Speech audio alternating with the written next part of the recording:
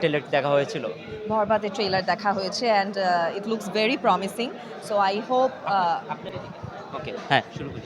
হ্যাঁ, so trailer অবশ্যই দেখা হয়েছে and this movie the trailer looks very promising. So আমি অনেক এক্সাইটেড। শাকিব খানের প্রত্যেকটা মুভি তো একটা নতুন আইডিয়া নিয়ে আসে। So I am really excited. এই যে শাকিব খানের কথা বলছেন, ইন্ডাস্ট্রিতে দেখতে, দেখতে উনি একাই ইন্ডাস্ট্রিটা বহন করে নিয়ে যাচ্ছে। কোনো সময় শাকিব খানের সাথে দেখা করার সুযোগ হয়েছে আপনার? না, এখনো পার্সোনালি আসলে দেখা করার সুযোগ হয়নি। But I hope I am looking forward যে কোনো একদিন হয়ে যাবে। যদি শাকিব খানের সাথে একই পর্দায় অভিনয় করার জন্য সুযোগ পান, কি অফার পান, করবেন? দেখেন, আর্টিস্ট হিসেবে তো আসলে আমাদের ইচ্ছা ইন্টারেস্টিং ক্যারেক্টার্স করা এবং চ্যালেঞ্জিং ক্যারেক্টার্স করা।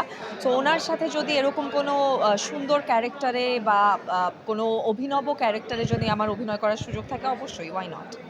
আপনার পছন্দের নায়িকা কে বাংলাদেশে? বাংলাদেশে আমার পছন্দের নায়িকা বলা এটা অনেক ডিফিকাল্ট হয়ে যাবে। আমার পছন্দের আর্টিস্ট যদি আপনি বলতে চান তাহলে দিলারা জামান আমার অনেক পছন্দের একজন আর্টিস্ট। এছাড়া এখনকার সময়ের যারা রয়েছেন তাদের প্রত্যেকেই নিজ নিজ জায়গা থেকে অনেক সুন্দর কাজ করছেন। So I'm really happy to know যে আমাদের ইন্ডাস্ট্রিতে এত অসাধারণ অভিনয় শিল্পী রয়েছেন। ঈদে ঈদে তো শপিং করার বাজেট কত? ঈদে বাজেট কত?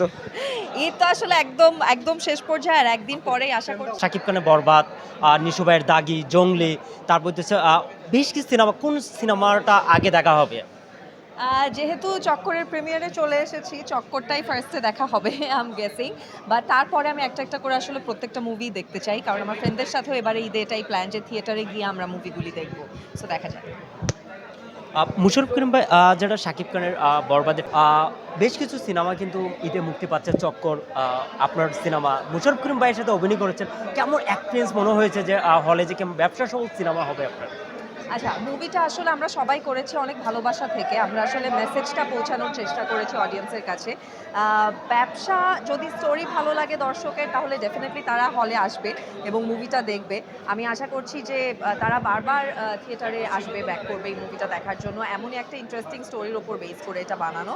সো স্টোরি যদি ভালো হয়, মেসেজটা যদি অডিয়েন্সের কাছে পৌঁছানো হয় এবং তারা যদি মুভিটাকে ওভারঅল ভালোবাসে, এটাই আমার মনে হয় আমাদের মেইন সাকসেস হবে। এই যে মুশাররফ করিম ভাইয়ের সাথে এত বড় একটা তারকা সুপারস্টারের সাথে কাজ করতে যেয়ে কিন্তু সময় নার্ভাস হয়েছেন।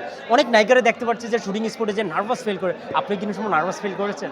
না, না, মোশাররফ ভাইয়ের সাথে শ্যুট করাটা ডেফিনিটলি এটা একটা বিশাল অপরচুনিটি ছিল আমার জন্য, একটা বিশাল প্রিভিলেজ ছিল। আমি আমার ডিরেক্টর জীবন ভাইকে এটার জন্য ধন্যবাদ দিতে চাই। অ্যান্ড মোশাররফ ভাই আসলে he is such an actor যে উনি সেটে এসে উনি রিহার্সাল করে উনি আসলে ওনার প্রত্যেকটা কো-আর্টিস্টকেই অনেক কমফর্টেবল বানিয়ে ফেলেন, যাতে ক্যামেরাতে বা স্ক্রিনের সামনে যখন আমরা অ্যাক্টিংটা করছি আমাদের ডেলিভারিটা আমাদের বেস্ট হয়। সো এই জন্য আমি মোশাররফ ভাইকে অনেক ধন্যবাদ দিতে চাই যে তার মতো একজন সিনিয়র আর্টিস্ট হয়েও আসলে তিনি এভাবে তার কো আর্টিস্টকে তিনি কি বলবো সাজেস্ট করেন এবং তাদের সাথে রিহার্সাল করেন এবং পুরো সিনটা আমাদের জন্য অনেক বেশি এনজয়েবল করে ফেলেন। দুচি একটু শুটিং স্পটের স্মৃতিগুলো শুনতে পারি। মুশাররফ করিম ভাইয়ের সাথে বহুত আর্টিস্ট কিন্তু কাজ করেছেন, সিনিয়র আর্টিস্ট আছে ওখানে, ওদের সাথে কাজ করতে যেয়ে দুজি আমরা জানি যে কিন্তু কিন্তু শিকার হয়েছেন নাকি কিন্তু প্রবলেম পড়েছেন নাকি, সেই জিনিসটা তার পুরো টিমই আসলে অনেক গুছানো ছিল। এডি থেকে শুরু করে প্রত্যেকটা মানুষ সেটে তারা আসলে জানতো কি কাজটা করতে হবে এবং আমাদের গন্তব্যটা কোথায় আসলে। সো সবাই যখন সেটে আসলে কাজটা নিয়ে অ্যালাইন থাকে তখন কোনো ঝামেলা ইউজুয়ালি হয় না। সো সেক্ষেত্রে আমাদেরও এই ধরনের কোনো ঝামেলা আসলে হয়নি। It was a very smooth nice journey. ঈদে তো আমরা জানি যে বেশ কিছু সিনেমা কিন্তু মুক্তি পাচ্ছে, তার সাথে কিন্তু চক্কর কিন্তু আছে।